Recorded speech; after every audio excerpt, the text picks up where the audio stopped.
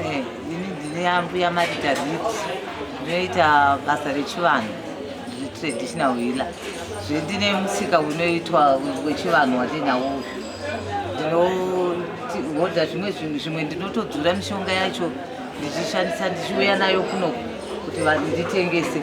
Kana yandiitirawo mishonga yangu iyo ndoendawo kumbare ndonotsvaga kana sezvakaita migoti zvese zvimadende izvi. Kana ndisisina ndinomukirira kumuka kwandinoita ndinomuka zvakanyanya, ndomuka dzimwe nguva kana kuma4 kuti ndibate mabhazi anoenda kumbare kuseni.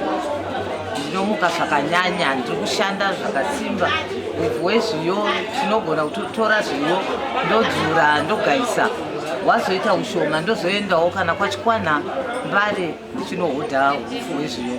Zvese zviri panapa tinotorawo ikoko. Saka ndinobata nemaoko. Tiri kushanda zvakasimba. Kushanda kwandiri kuita ndikushandira mhuri. Kazhinji ndinoda kushandira vazukuru. Ndine vazukuru vanokwana 3 vandiri kupinza chikoro inini nekushanda kwandiri kuita.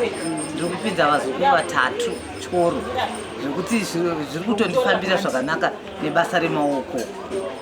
Hationa mune midziyo yakawanda, mungadawo maire zvimwe zvinhu zvamunoti unohodha uye zvoti zvinonyanya kutengwa nevanhu vakaita sei? Kuna pane hari, misika, migoti zvakasiyana siyana, zumbani, zviyo. Zvakaita sehari magati aya anouya kuzotengwa nevanhu vanenge vachida kushandisa kana vanenge vachida kubika doro. Kazhinji zhinji magati maombai vanhu vanenge vachida kubika doro vanouya kuzotenga. Zvoita tsvimbo sevanhu vechivanhu vanouya kuzotenga tsvimbo idzi. Mabakatwa mapositori vanoashandisawo saka vanouya kuzotenga panapa. Saka tinohodha zvese kana mafuta ehwai ese aya tinozvitengesa panapa. Handini zvechivanhu samunozviziva mhunga tozvitengesa nehufu hwacho nechimera chemhunga chinoshandiswa futi. Kazhinji vanhu vakukurudzirwa kudya zvinhu zvechivanhu, handi munozviziva. Saka vachikurudzirwa kudaro vanhu vanouya kuzotengawo kuno